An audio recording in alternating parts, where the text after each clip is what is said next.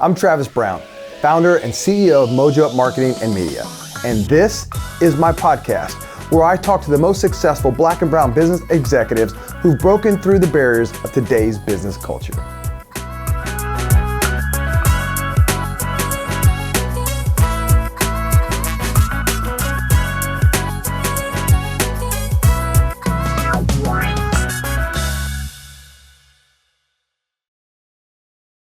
Welcome to Mojo Up Live. I'm your host, Travis Brown, and today I got a good friend and a CEO of Dealers Wholesale, my man, Jimmy Rayford. Welcome to the show. Appreciate you having me, Travis. Pleasure. It's a pleasure. Now, I got to start because last time we met, we just sitting here chopping it up, and now we're doing the podcast, but today you brought out the specials. You brought it out. They look like they fresh, clean out the box. Out of the box, only for you. I just brought them out for you.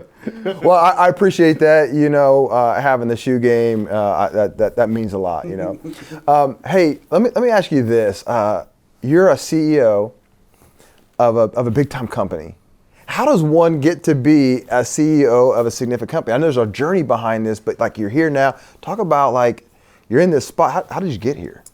Man, that's a good question. I wish I could say that when I was 5 years old, I knew I was going to be, CEO. But that wasn't really my story, man. I just, so the way it occurred for me is I took a lot of different positions throughout my career. And it probably wasn't even until maybe the last 5 years that I kind of honed in that I would like to be a CEO. But up until that point, for me, it had always been about adding new skills, kind of new tools, worked in a few different industries. So I kind of went the broad route more than I went the deep route, and kind of gave myself exposure with different products, different industries, different size companies. And I think that diversity in experiences for me has kind of served me well, because I kind of got accustomed to being able to go into a different organization, into an industry that I didn't have any experience with, and kind of know how and what to synthesize to kind of get comfortable with being in a leadership role. So that was kind of my path. It's interesting because people sometimes think you have to be dialed into a industry to be able to know and run it. I think it's what's interesting. You kind of alluded to that, because I always feel like if you're in the highest leadership position, it's not about the product knowledge. It's about a lot of other things, obviously people and processes and different things like that. What do you feel like is your, here's my transferable thing that I could go to some other company that I know nothing about from a product perspective and still be a great leader? Yeah, for me, I think that the answer was almost in the question. I mean, for me, what I'm looking to transfer is the ability to lead people, and the ability to put together an organization, kind of combination of culture and skill set, identify problems, right, and be able to put people in position to win. And then kind of know enough about the organization to know what levers to pull. Ultimately, how do we make money without needing to know all? It becomes a certain extent where there's a fine line for me. You get too into the details, you can't raise yourself up to think bigger picture. So I always go back fundamentally to the ability to lead people, solve problems, and know what the levers are in the organization to drive results. And as a leader of people, what do you do now to prepare yourself to go, here's how I really increase my ability to lead people? Yeah, I think for me, it's been a journey to get there. I think for me, it had to get back to the point of being comfortable with who I am, right? And to identify the areas that I'm confident and the areas where I know I need development, and kind of discovering my own authentic voice, because I've seen so many people try to emulate other people that maybe they work for, and but it's not authentic, and people will find it out. So for me, not in a selfish way, but I kind of had to work through kind of what's my authentic voice, where am I comfortable, where am I not comfortable, and to make sure that as I build out an organization, I'm putting people around me to kind of help fill in that gap, and just thinking about it from, if we use a basketball term, right? Having a team that's just nothing but shooters, you're not going to win, right? And just thinking about what we need to accomplish as a team and as an organization, and not feeling as though, I got to be the point guard, the shooting guard, the rebounder, and just know and being comfortable of what those other areas are, and making sure that I have a group around me that can help in that way. As a black CEO in America today, do you feel more pressure, same pressure, any pressure at all? I don't know that I think about it that way daily, but it's always there, right? So, and maybe that's why I don't have to think about it daily, because it always run there. I don't know that, and it's kind of a pressure that I put, on myself, almost, right? I want to be a good representation for our community. I want to perform in such a way that while I might be the first, in this organization, but I'm not going to be the last.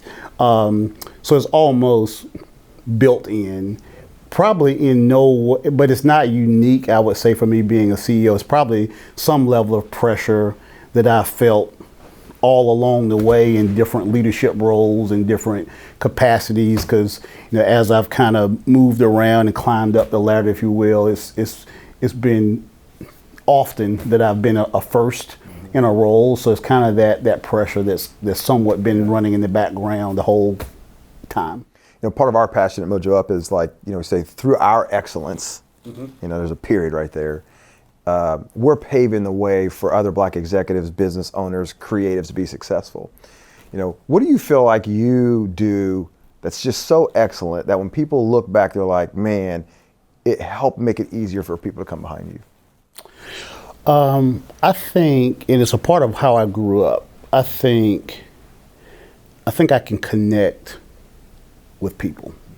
And I think on any given day, my guys who are out welding in the shop, that I can go around and talk the sneaker game with and kick it with, that I can do that. I'm just as comfortable with doing that to one of my big customers and the CEO that on the surface maybe it doesn't look like I have that much in common with.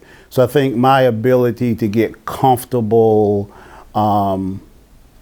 connecting with different people, and even if it's not comfortable, just over the years being able to work through it, and treating everybody the same way. When you think about all the different core values of companies and mission, vision, value statements, and I know you subscribe to some of the EOS philosophy stuff too. We've talked about that. Is there any one of those things that you're like I just don't feel like an organization can exist well without this? Either the vision side of it or the value side of it. Anything that you grab onto? I think it's all interconnected. I mean, I think for us, the way we run our business is it starts with core values. And core values for us, and I think it's okay for core values to be a little bit aspirational, right? But core values for us define who we want to be, what we can expect from each other, how we hire, fire, promote. So for us, it starts with the core values, and then from there it goes to the vision, right? And kind of having that, 7 to 10 year bigger picture vision of where you're going, and then you can work it out from there to get to the nearer term. So I think you got to have the values, because the values determine the who, and then the vision kind of gives you that longer range thing that you're driving for. What's one of your guys' core values that you're like, man, this is, I know you probably love them all, and you have an affinity to all of them, but is there one of your core values that you're like, this is rock for me? We have 4. Own it is probably the big one. I like people who, on any given day we can all make an excuse on how something or someone outside of our control cause something to happen. So people who are highly accountable and kind of own it is what drives our organization. And then right behind that for me is play to win is one of our values and kind of summarizes them all. So those. I like that play to win. You know, we have one, be accountable is one of ours, and it's the bias towards action, which is a part of like being accountable. The professionalism, you know, that's obviously in there and doing great work. But the onus of like play to win, like be aggressive, go after that, because a lot of people in companies are afraid to make mistakes. Right. And I wanted our people to be like, nah, like we're going to make mistakes, right. and be accountable. We talk about when you make that mistake, you got to own it. Like look at your teammates and be like, I got you next time. Yep. Right. And there's a piece of culture that's like, yeah, let's go play to win. Let's go own that thing.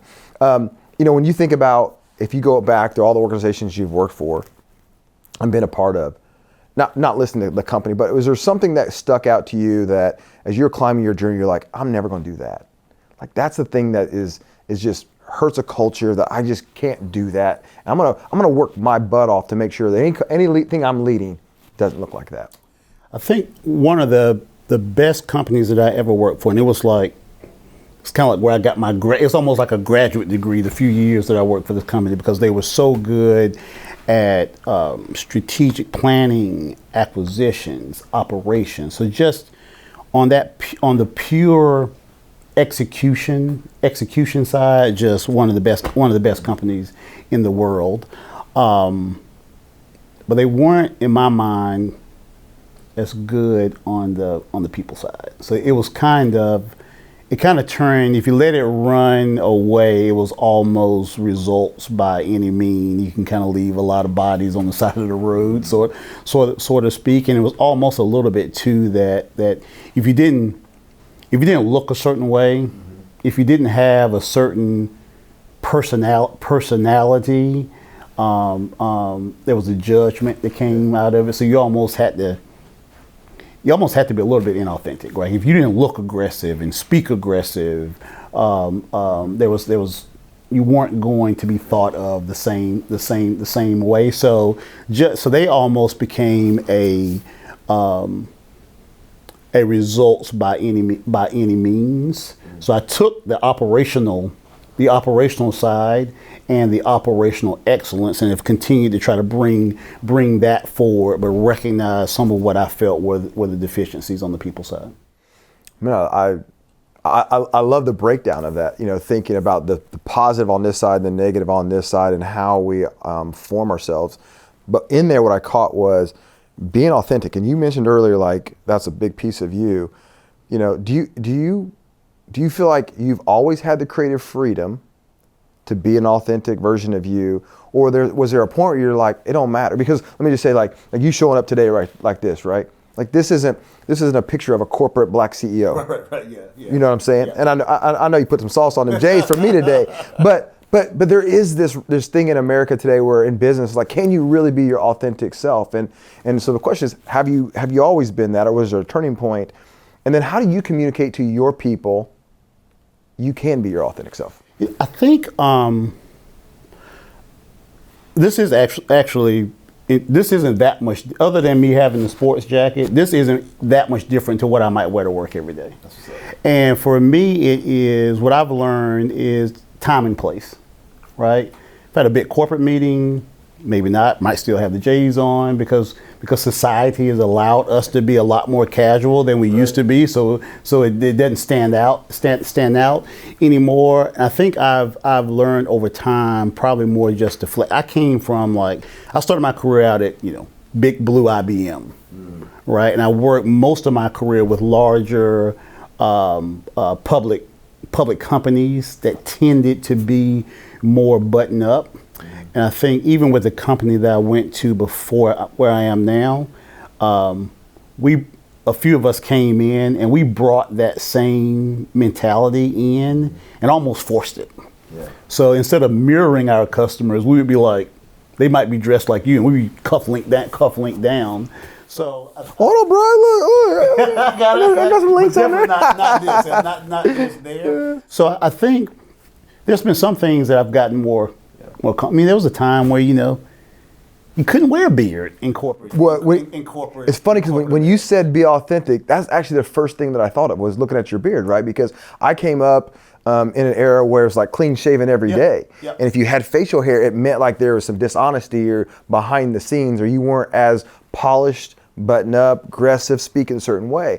And I got to be honest, you know, I transferred that for so many years onto other people. Like, you have to be this, or you can't be successful. Yeah. You have to be a grinder. You have to be, up at the dawn. You got to be working early and late and busting all the hours, and all that led to is a bunch of destruction. Yeah. Right. And so I've done it different now. But when you said that, that was exactly what I was thinking. You know, I've come to the point in my career, and this isn't from an arrogant standpoint, but if I'm working for an organization, out of all the things that we can talk about, the one of the top things on your list is my beard.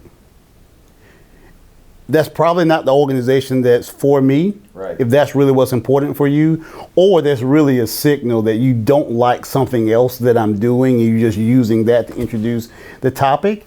And I get it all things aren't for all people, but at this point, like if I'm leading and I'm running the organization and that's the problem, then there's something else that's probably not going to be a good fit for us. And I'm just not I'm not worried about that in the way that I might have been worried about it, 10 years ago. Yeah. Yeah. Do you think as young professionals are growing, because I have a lot of these conversations with young professionals, right? And tell them like, yeah, hey, every step of the way, like, you don't get to own everything about every step of the way, right? Yeah. There is a time when you have to say, yes, man, I don't like to wear a button down. I don't like to wear a tie, or I don't like to, but in the role, based upon where you are in the come up, like, some of those autonomies you don't have yet. Yep. Is that something that, like, you agree, like, that's something we should be still teaching our young people? Like, there's a time and place, as you said, for everything? I think it depends on what it is, right? If it comes down to a dress code, that's whatever, right? The company that you work for that gets to establish the dress code, and if it doesn't work for you, it doesn't, but you can't force your own personal dress code. But if it comes down to something that's more of a personal identity, like dreadlocks or twists, right? And that's really, that policy is really attacking what feels like who you really are as an individual. I think that is more fair game for a decision to say, no, I'm not willing to bend on that, than it is, whether or not you got to wear a button down. And do you think that's, in this day and age, do you think that's a company's decision to say, yeah, we stand on that and this might not be a good fit for you? Or is it like, we got to break down that company's ideology of what really matters? Yeah, I think a company on those sorts of things that's really super rigid is a dying breed. Because as we start talking about a more diverse workforce, and I think, fortunately, the younger generations aren't going to be as apt to play some of those games with some of those personal identity things that previous generations were. So if you're still stuck on hair and facial hair, dying breed. You're not going to survive. Now there's different elements to it, right? If you're just talking something on Wall Street, then that's a little bit different. But you're running the mill company with that stuff. Like, there's really no reason for it to matter outside of some sort of personal preference or stereotype. That's not gonna work long term anymore. You talked about growing up, and that's earlier you mentioned that, about how you are. What's something that you've pulled from, like, childhood, the development within your family structure that you're going, this is something that's still deeply rooted in me and how I operate today? I think it ties back to not looking past anybody, because I grew up in a blue collar family. Right, so I didn't grow up where my parents were doctors and CEOs. Right, I grew up just straight blue collar, textile town. So From where? Whitmire, South Carolina. So for me, it's like I would never like think that no matter what, I'm not going to think that I'm above anyone or take anybody for granted, because I literally, in doing that, I take that as a judgment of all the people that I grew up with.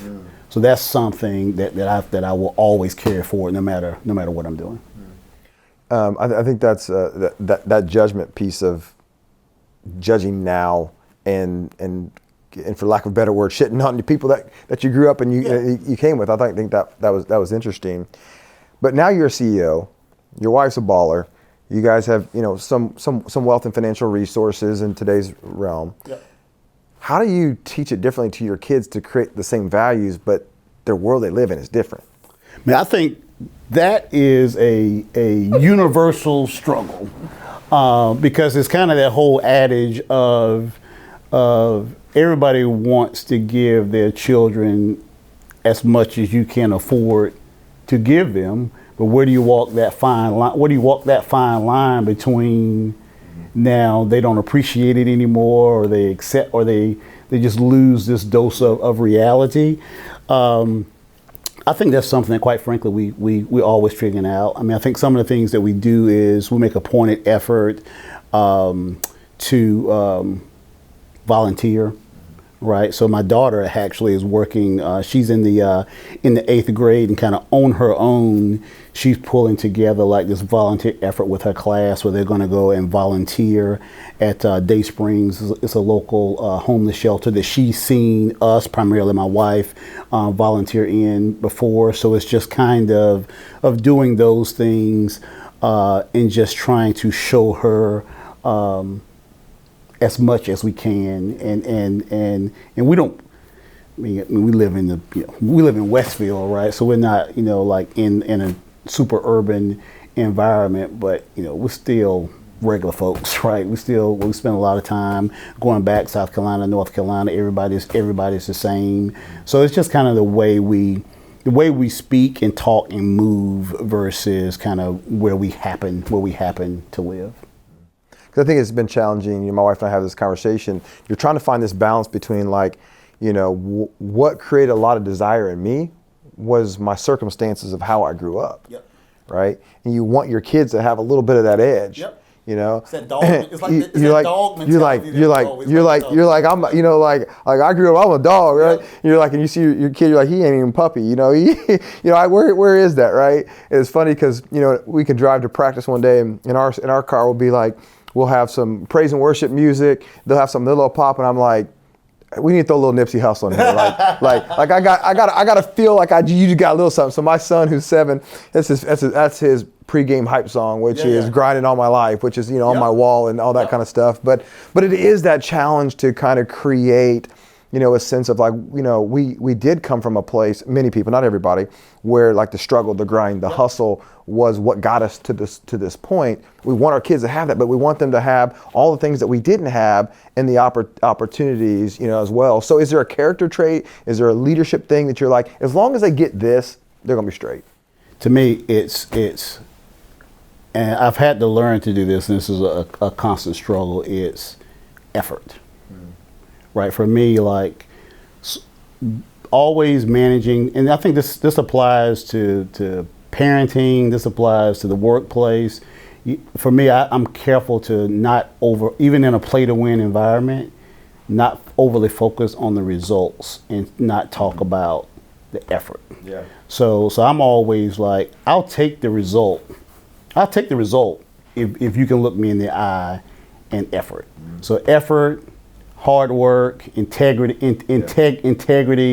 being a good person. I think those are the characteristics. Because I think the thing that we have to just admit is they're not going to be like us. Right. There's nothing that we can do. There's no situation that we can drop them into that's going to simulate how we were raised. Right. So you're going to have to go get it another way, and it's really all about taking what our situation created into us from a character standpoint and finding a different path to try to instill that same character and behavior in our children.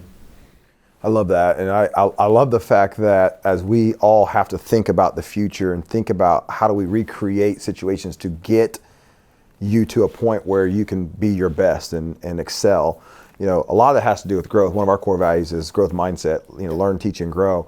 So, what are you doing now? You know, because you're as a CEO, like, is your learn, teach, and grow different? I mean, I know you're part of the YPO, which is a great high level of growth opportunity and networking. But are there some things that Jimmy does now? It's like, this is how I stay connected and how I get better.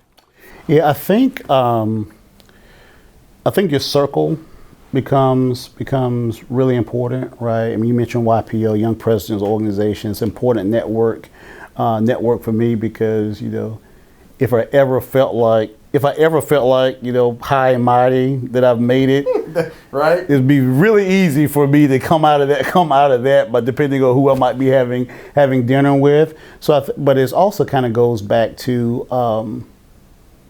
you know, what I want to do, right? I mean, and just having, in the same way of having, you know, that company, you know, 10-year vision.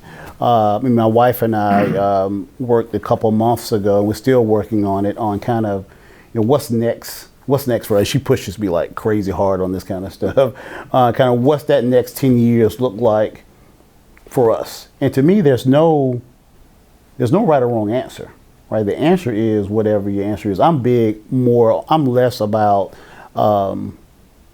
things and more about defining what happiness looks like, because everybody knows that that more things does not equate to more happiness. If you go too far, it actually pushes you the other way. So for us, and kind of that growth, it's who we surround ourselves with, and making sure and working on it's daily work on kind of casting out that next 10 years and then backing up from there. Yeah, I know you recently went and climbed a mountain. Is that right? Yeah. 2 years ago, I climbed Mount Whitney in California, and September of this year, a group of us did the rim-to-rim hike of the Grand Canyon. I saw Bailey and I said, "Hey, how was the mountain?" She said, "I ain't climbed no mountain." No, She's like, she said that was all him. Yeah. Is that something I've never done that. So is that like this invigorating experience of just being out there? Is it the challenge? What is it? I mean, this is like so unlike me, right? So I've done it a couple years, but now it's just a big accomplishment. It's not many people that can say that they've climbed Mount Whitney. It's not many people that can say they've done the rim. So it's a combination of the physical and mental challenge, and being something that it's just not going to find, you know, a lot of people that have done it. So I've gotten into it the last couple of years, but I don't plan it. So somebody else has got to plan it. You lay out everything for me, and I'll go and execute. But I don't want to plan it. So it's been again, like, you know, 2 years ago, I had never heard of Mount Whitney, and didn't even know it was a thing, and had never thought about, you know, people actually doing the rim-to-rim Grand Canyon. So this has been something new that's been fun the last couple of years. That's awesome. All right, so it's time for the Mojo Up Hot Seat. So I got some questions for you, rapid fire. Here we go. Favorite place to vacation? Man, we're creatures of habit. If we want the city, we go to New York City, right, Times Square. If we want the beach, we go to Amelia Island in Florida. Favorite city you've ever been to? For a different reason, I was working for a company, and I was traveling to Switzerland, small town in Switzerland, La Chaux-de-Fonds, and it was. I think about that when you ask that question, because there were times when I was walking in the snow to the office in La Chaux-de-Fonds, thinking, I grew up in Whitmire, South Carolina.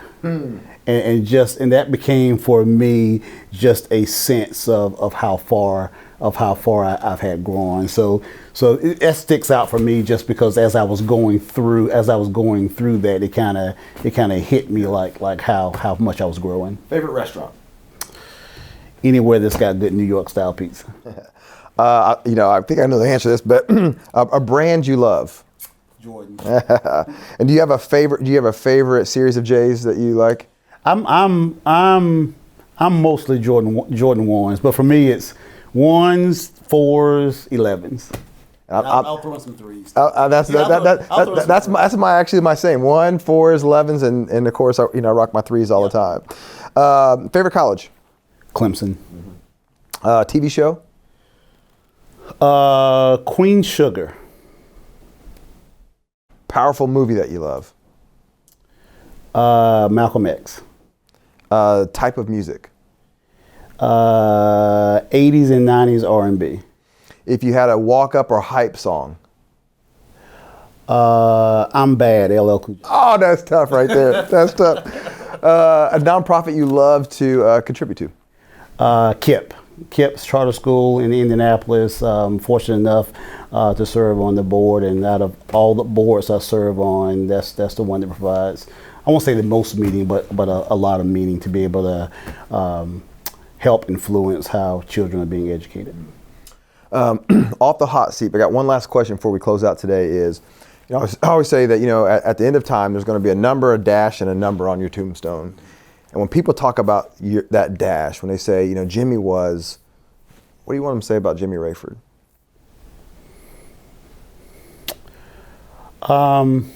Fundamentally, I want them to say that Jimmy was a good man. Now, how I define that is, I think about that through 3 ways.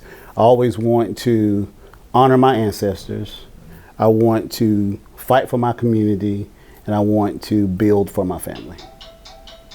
So that's how I think about what's those 3 elements in that dash: ancestors, community, and family, and I'm good.